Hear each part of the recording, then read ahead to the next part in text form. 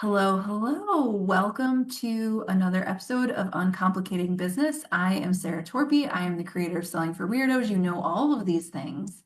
And I am thrilled to talk to you yet again about trust because you know this is what we're stuck doing this year because it actually matters that much. And today I strong-armed one of my favorite people into joining us for the podcast. Please meet Kelly Donlon.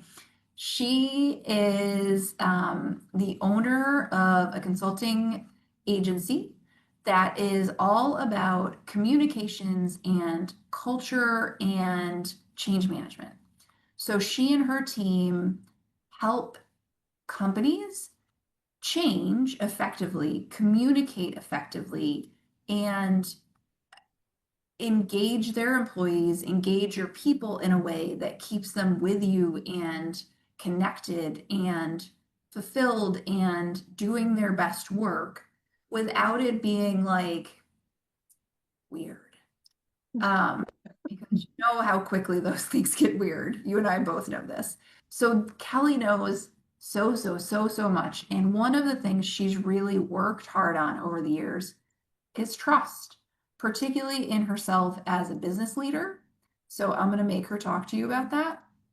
But and over the last number of years, her business has really grown. Her team has grown. The kinds of things they offer has grown.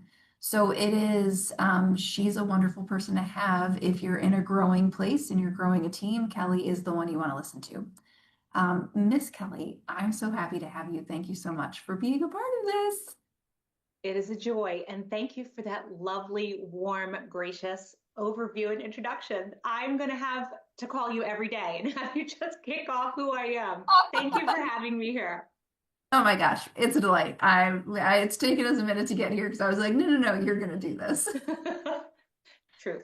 So we're gonna start with just how you think about trust. When you think about trust in yourself and in your business, what does that mean to you? How do you define it now? How has it grown and changed, right? Okay, great question. And it actually links to what we do because if we're not building communications that help people trust their leaders or their organization, we're not doing our job. So it spills over not only how I think about myself as an owner of a business and managing employees and a team of contractors, but what we actually deliver. So it's a critical topic. And I want to thank you for bringing it to your podcast series because I think every business owner should contemplate this and reflect on it. So, trust to me, if I had to define it, is really a belief that things will turn out the way they're supposed to. And I phrase it just like that because it's not belief that they'll turn out the way I want them to.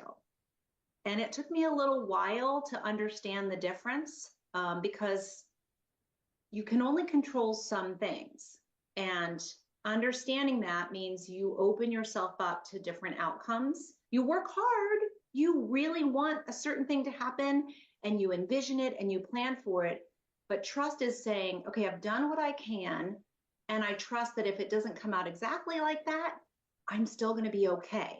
My people are going to be okay. My clients are going to be okay.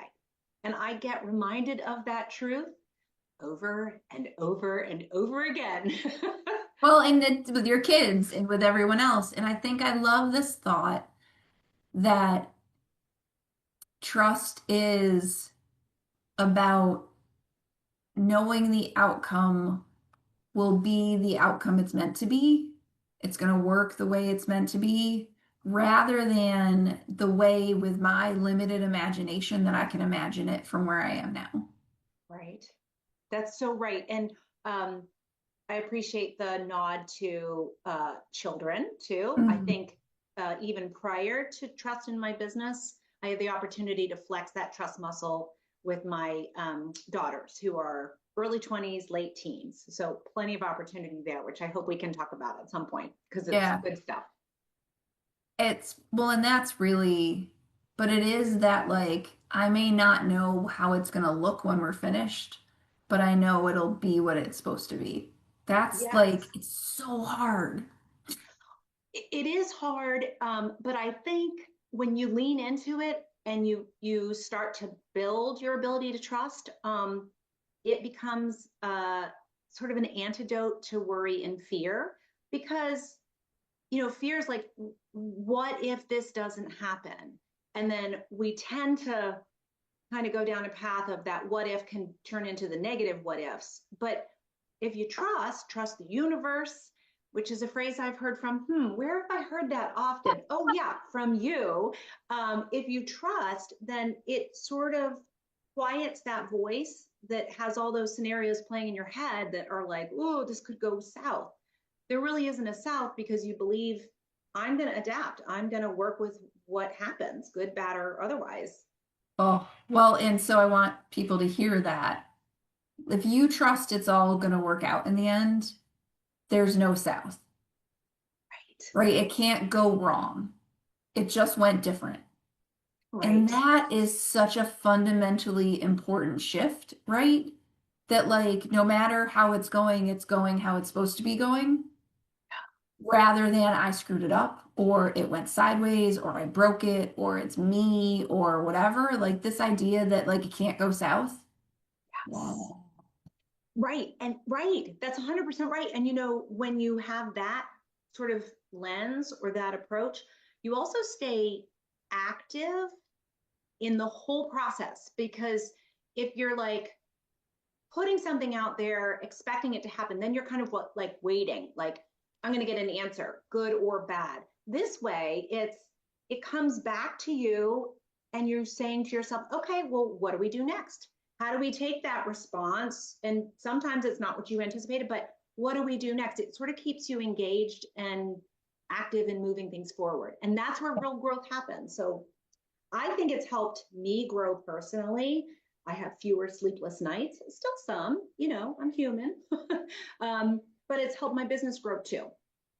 Okay, so talk to me about, you're talking about flexing this trust muscle and how much it's helped you, but like how have you actually learned to flex it? Like, talk to me about the actual strengthening of it because I Mhm. know this is a practice for you and it's a practice for Yes. everyone, but it's not like you woke up on Monday, you were like, I don't trust things. And on Tuesday, we were like, poof, it's a magical trust. Like, it is not a unicorn we caught in the kitchen. Nobody gives us a sticker and we've got it. Like, that sucks. I would love to hand out trust stickers. That'd be amazing. Feel like papering people with them. But like, what is the learning and the practice of this look like for you? Yeah. Um, okay. So many different things to say. Um, and I'm trying to figure out where to go first. Um, I'll start with a personal example, because I really do think that fueled me expanding, trusting into other dimensions of my life. My two daughters, they are wonderful. They are the loves of my life. My husband and I are very proud of them. At 19 and 23, um, I am no longer the driver of all of their actions, all of their decisions, all of where they go and how they spend their time and who they spend it with. And it was very hard, to be honest. And any parents that are listening out there will know what I mean, to let go and to trust that they were going to be okay, whatever the circumstance was. And so for me, when my older daughter turned 18, and she was really powerful at testing my parenting skills, I will be honest. Um, I decided, so it was a conscious effort first, that now at 18, she really does own some of her own choices. And so I felt like I could empower her, and trusting it's as much her responsibility as it is mine, gave me the space to say, okay, I don't have control over this. I believe it will all be fine, and I'll be equipped to help her whichever way a certain situation comes. And so the ability to say it's time to let go helped me not have as many sleepless nights or worry, because it wasn't just mine to carry anymore. And that's turned out to be really, really good. So much so that I can test it in my business. Mhm. and I can put things into motion and say, all right, I might not have control. I may not get that business. I may not land that new client. But I know I'm going to be okay no matter what the outcome. And I also have learned to apply it with my team. So I'm trusting them more than I ever have before to do things and to do them without me having to review and double check and get my approval first. And I can give more examples there, but I think it Well, started with I think there's personal. actually two things in there though, because one of them is letting go of the outcome, right? The other is letting go of the how. Yes. And both are challenging uniquely, right? Uniquely hard because, like, Yes. for example, here in my house, I really like the laundry folded in a very particular way. But if I don't want to be the one to fold the laundry, then I have to not care how it gets folded, Yes. right? Like, Yes. I can't not want to fold the laundry and care how it gets folded at the same time. Like, I can't have both. So Right. I have to let go of the how. Like with your older daughter, you had to trust that Yes. the outcome would be okay and let go of how she got there. Yes. And your team Yes. is the same, letting them do the work they're going to do the way they're going to do it as long as they get to the outcome you've required. Yes, exactly. And it's not, I can give you a great example. My longest time employee has been with me, I think, 8 years. And we have a certain offering, it's a peer awards program. And there's one client where she runs the entire program end Yep. to end. Now, as a courtesy, she might say, would you take a look at this piece of the Yeah. project? And if I have time, I make suggestions, but she's not waiting for me to sign off or say, okay, proceed, because I trust her to do it. I have empowered her to say, this is yours. And if Yep. something should bubble up and not happen the way we anticipated, then we address it and we fix it. Or we say, that worked great. Let's do it with other parts of the business. Yep. So it's that letting go on, like you said, the how and the outcomes. The outcomes, in the end, it's almost irrelevant. I hate to say it that way, and maybe that sounds too naive, but No. it's like, do what I am intending to do and then let it ride. And I will take the next step, whatever comes back my way. Well, and I think that there is a trust in the thing I think about all the time is all I can do is my part. Yes.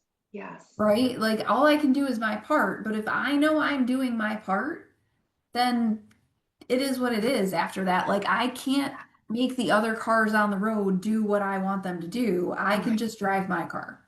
Like Exactly. but could they move, please, out of my way? Ugh. Yes. Yeah. Traffic is outside our control, right? But you can turn Right, the but music it's that, up. You can yes. have a cup of coffee in your little cup holder. You can make your experience responsive and good, no matter what. Or I can be insane. You can. And sometimes that happens. Exactly. But like I get to choose that, that's mine. But I can't choose what they actually do in their car. Right. I did see a lady reading on her Kindle in her car the other day, and I also saw a lady knitting at a stoplight. Like, A what knitting driver. project do you have to do so bad that you're knitting at the stoplight? Is what I want to know.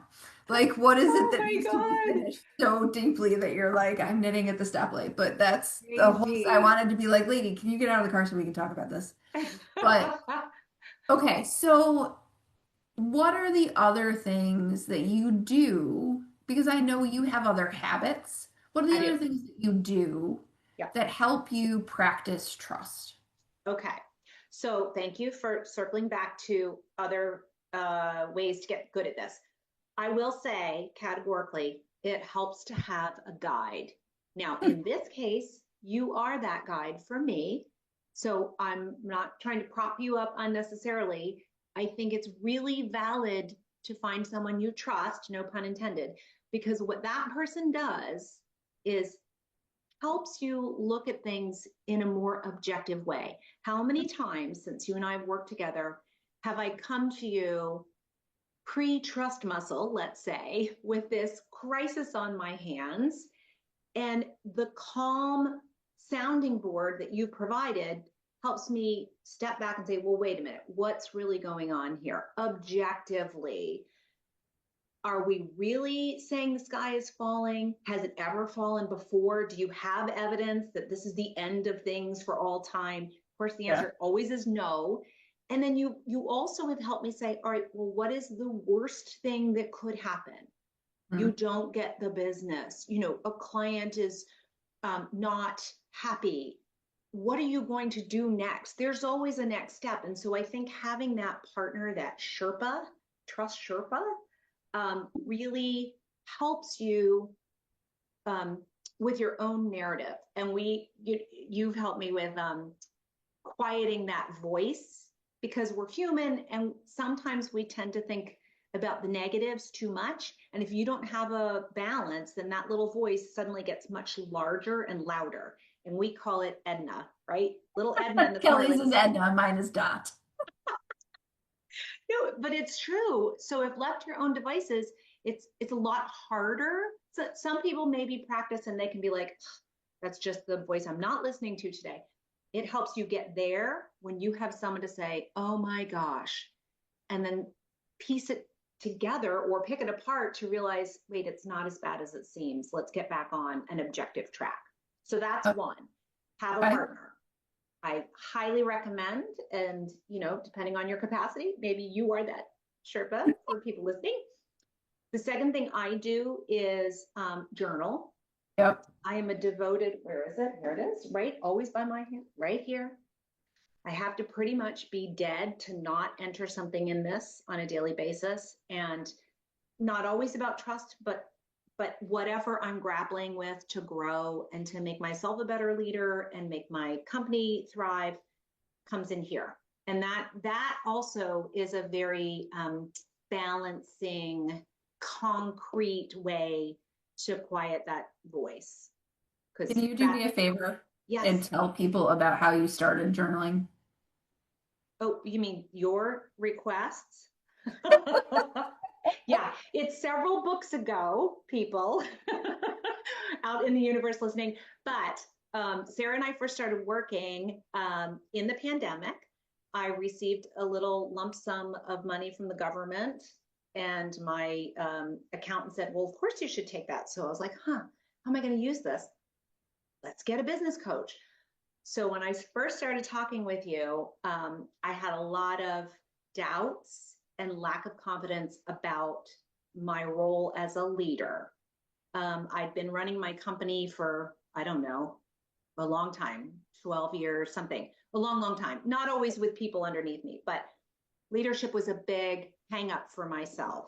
And so you, my friend, said, all right, I am going to give you a prompt for your journaling. And it was, what is leadership to me? And you were very kind, because you're like, I just need you to spend 10 minutes a day. Do it any time of day, morning, noon, night, whatever works for you. What is leadership to me? And so the funny part is, that was my only prompt that I got for like the first 3 months that I worked with you. And I'd come to our calls and I'd be like, are there any other prompts? You're like, no, keep going. So sometimes it's not only just the practice of journaling, but really digging deep into a particular topic. And then I could go back and share what I'd written and kind of walk through and reshape the narrative.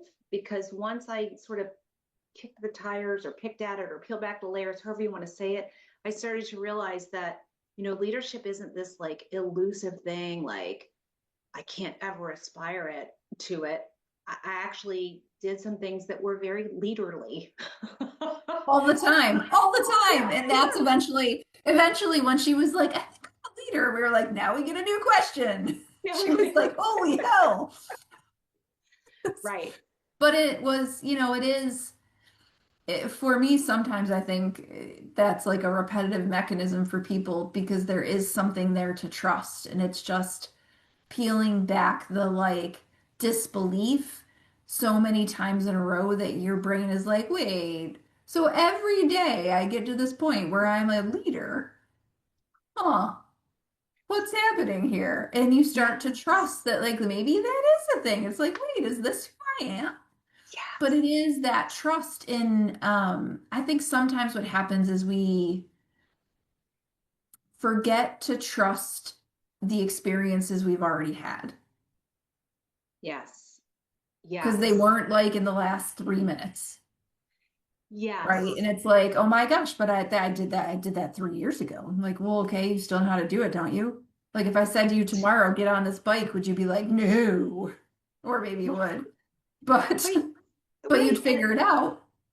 I agree. It's that rewiring is so important because um, when you're little or when you're raising your kids, you don't like show them how to walk and be like, okay, you're good. No, no, you practice every day. You hold their hands, you teach them how to cruise. So that repetitive action or reflection helps us really build our skills and think differently. And yeah, it's been a great application, certainly for the leadership. And I'm very happy I graduated to new questions. Thank you so much. We're like, ah, But there's got to be, and you probably know this because of your background as a teacher. There's like some brain chemistry that's happening because when this is another thing you did. If I had a win, you gave me a heavy ass lift on the deconstructing everything that I thought, everything that I acted on, everything that I felt. And I mean, it was a heavy lift. But instead of just saying, great, but I don't do this yet, you're like, no, no, no, no, no. You don't get that free pass. You have to go back and kind of solidify what you did, how you did it, how you felt about it. And that sets you up to repeat, lather, rinse, repeat, which is really good. Good stuff. well, and I think there is something about I would much rather dig into wins with people because I think what happens is we really welcome digging into our failures and picking them apart. And then what we learn from that is how to repeat failure, right? But Yes. when we go into our wins and our successes and we pick them apart, what we learn is how to repeat success. And it feels less when we're picking apart failure, success feels like magic. But when we pick apart Yes. success, we're like, oh, this is just another recipe. Like, well, shit. Um, Right. and that's so I like in a coaching as a human, I am rather adamant about stuff like that, even with my kids, where I'm like, okay, well, what went well? And they'll be like, oh no. Oh no, mom, please, Oh please. no.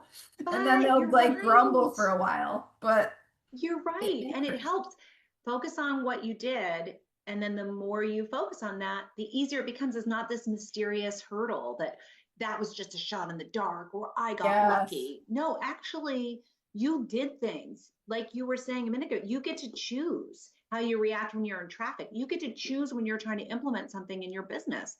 It may not feel like choices and you may feel a little bit like you're being dragged, but you are making your own choices. So when good comes of it, it's really good to reinforce, like, oh, yeah, I did that. And that Yes. builds trust in yourself.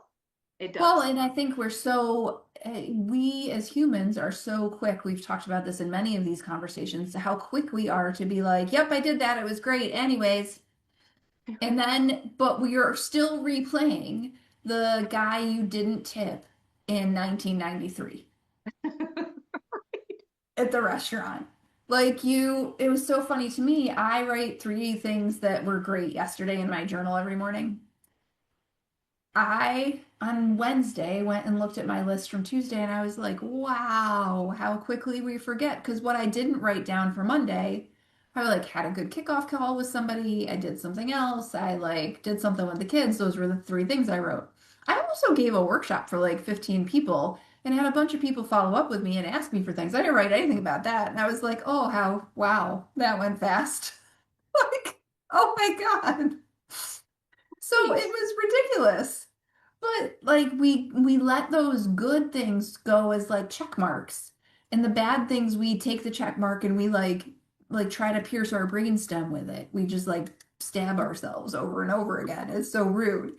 with our tool pens. Right, with our fabulous pens. I've converted Kelly into my favorite kind of pen. If you want to learn more about my favorite kind of pen, feel free to email me and I They're the will send best. you. Um, I'm promoting them for you. I've got many followers I from have a that. red But one right y- here. on that note, though, you make a very good point about what we choose to reiterate, and this Oh, relates to trust. Um, you you can't. It's not good to make negative assumptions. And how many times have you said to me, if I worry about a client or the reaction of that client, like, don't jump to a conclusion unnecessarily. Don't assume negative. That's their job to tell you if they've got a point of view that you need to change, or that you need to fix something with what you're doing. So I think that helps too, to trust what I should be focused on or what I can control, yeah. not imagining. It's wasted energy to imagine and not have proof about things that I might worry about. Well, and I think the other thing that comes into that is so what happens is we're going to do X thing, and then we imagine that that's going to cause A, B, or C reaction from the client or the person buying from us. And A is kind of lukewarm, B is horrific, and C actually takes the sky from the universe and pulls it down upon us. Like it is like middle, bad, horrific.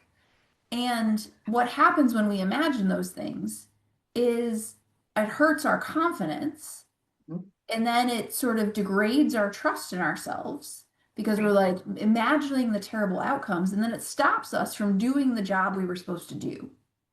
And then it's like, oh gosh, but why didn't I do that? I know it's going to work. And you're like, do I know it's going to work? And then the whole crazy loop starts and oh my goodness, which is why like I 100%. constantly come back to like, what's your actual job? What is the thing you're supposed to do here? Right. What's not yours? That's exactly right. And the more you kind of keep that in check, the better off you'll be. It's a better way to ground yourself. It's way more fun too. I mean, who wants to carry around like all of the doubt or the I don't know. Maybe I'm just tired of it, but it's much better to trust and to be ready and to trust that I'll be able to react to whatever comes my way, good, bad, or otherwise. Yeah, and you see that all the time. I can remember times you're like, well, but what am I going to say if they say? Like, I have a feeling when they say whatever it is they're going to say, you'll know what to say next because you do it every day. Just Right. saying, right? Yeah. Like, I can't plan out those conversations as much as we can. How many times you've done this? I've done this. There's one person I'm doing it with right now. I have the conversation I'd like to have with them in my head. But it starts with them saying something dumb and then me having the things to say and having it all at the ready. And that person is never actually going to say that to me.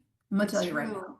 It's It's true. so goofy and it like rattles like how much mental energy do I spend on it? Too much. Right. Um, Right. Right. okay, so I'm going to ask you another question. Tell Okay. me what you're working on now in trust. Like what do you feel like the next frontier in trust for Kelly is?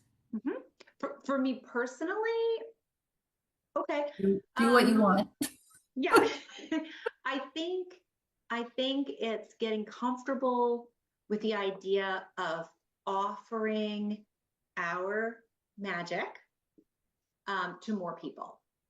So the idea of who do I want to share this with? How do I do it so that I feel comfortable? This gets back to the idea of selling is scary and, what if they reject me? But so I am building my trust muscle on getting out there, more outreach to people.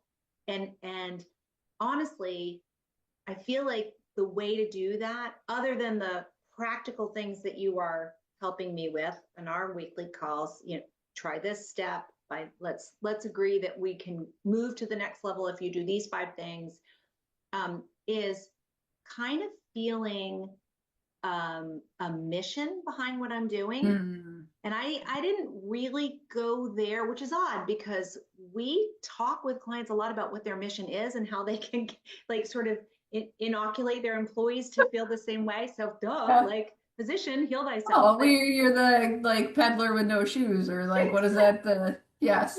yeah, yeah. So I am very, I will always come from a place of gratitude. I am so grateful for the clients that we've gotten to work with and to help, truly. And now I feel like, okay, we have a responsibility to go do this with more people. We Yes. really, I believe in what we do. I believe now more than ever that employees deserve to be engaged. It's harder now. The equation's way more complex because of remote versus in person and return to office, and like the value proposition individuals have with how they spend their professional day has changed immensely. So we play a big part there, Yeah. helping, two-way communication and make people feel valued for what they do and connected to a bigger picture. I think we all need that. So Yeah.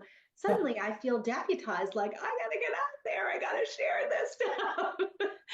Well, and for context, Kelly's the stretch Kelly's making as a business right now is to diversify the client base she's in, because she has all these strong clients, but they are in a Single similar sector. industry, and now Yes. it's diversifying outside of there is the sort of the next jump. And it really is this idea, but I love thinking about it as connecting to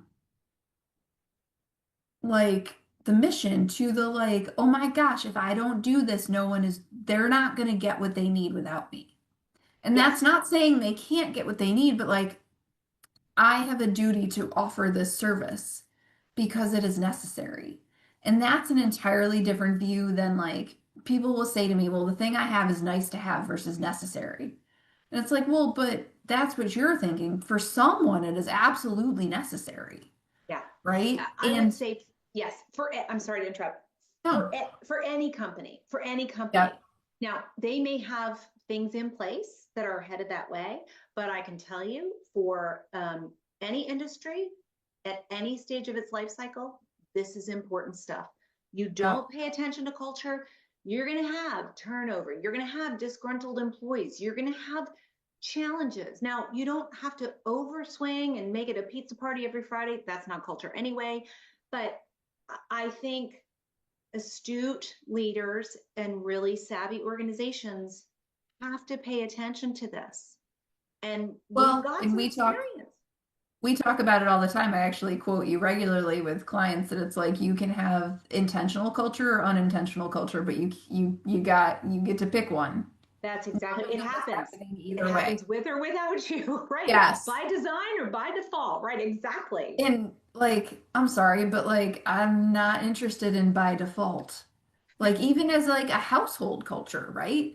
Like how many parents do you see that like parent culture, family culture is by default rather than by design? And you're like, Yes. ooh. And then you see somebody that's doing it by design and you're like, holy magicians, Batman.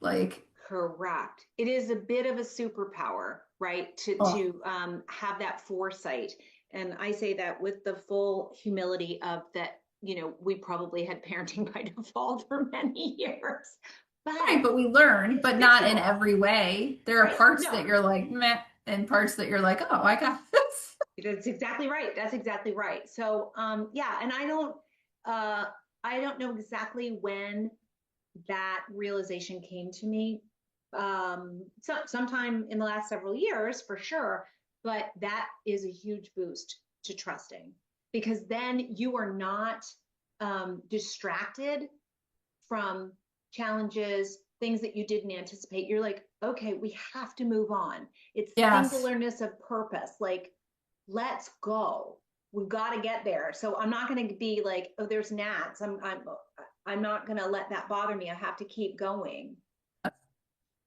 Well, but that's, I mean, when the purpose is service, I think it's so much easier to, and it doesn't matter what you sell, whether it's a service or a product. If the purpose of that thing is service and you can find your way to it, it's it becomes a very different thing to sell, Yes. especially when you're behind it. Like one of the things I talk with people about all the time is like if you're going to sell something, selling maybe is really difficult. Like, Right.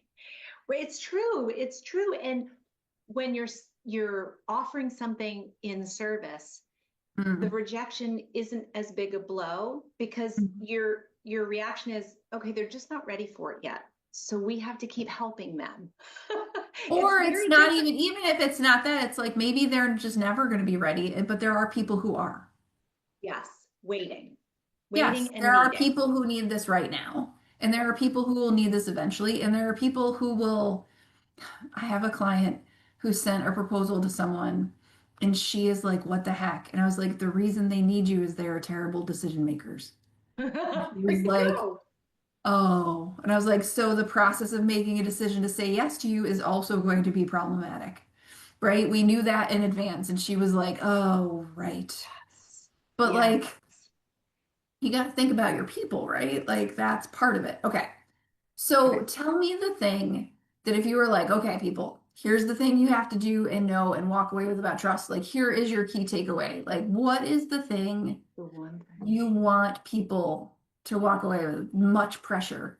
Very looking for magic, Kelly. $1 million answer. I would say, in a one pithy umbrella soundbite, um,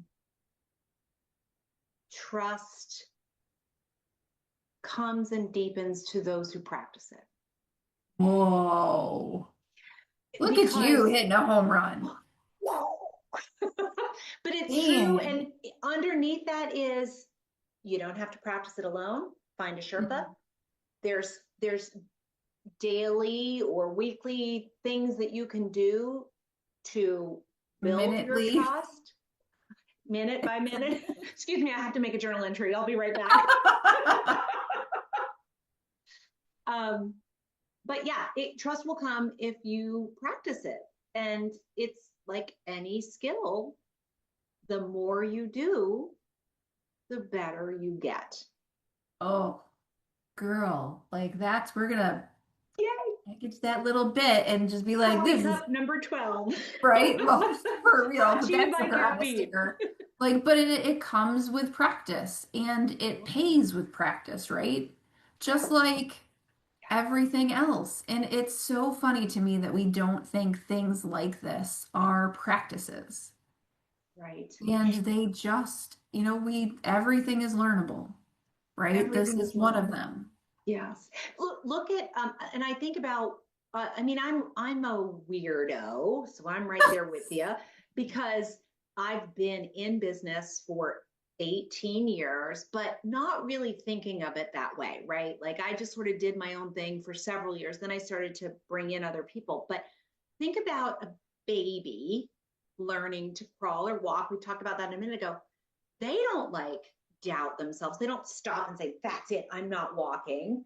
They kind of just throw themselves into it. And so I feel like to anybody that's out there trying to start a business or get something going, it's scary, right? It's when as adults we carry all this like reasons to think it can't happen, but the more you trust, the easier that will become. And I do that still. There's certain parts of my business like trying to reach new clients and diversify my portfolio.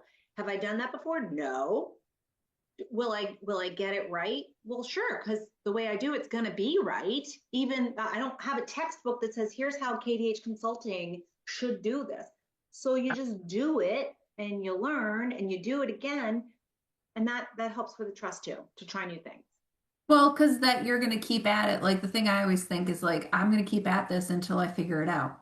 Yes. And I trust that I am like ridiculously persistent and that I refuse to like I just trust that I am stubborn and Yes. that's going to serve me and also not serve me all at the same time in lots of ways. But like I trust that I'll get there wherever that may be. We may not know what it looks like because that's not the job. The job is to keep walking forward. Um, Or if you're, one of those big blowups that has sand on the bottom and you can mm. punch it down and what does it do? It pops right back up. Punch it. But of course, that doesn't imply growth and forward. So maybe that's a bad analogy. But But sometimes it would persistence. feel really good to punch it. Exactly. Exactly. No, I'm still here.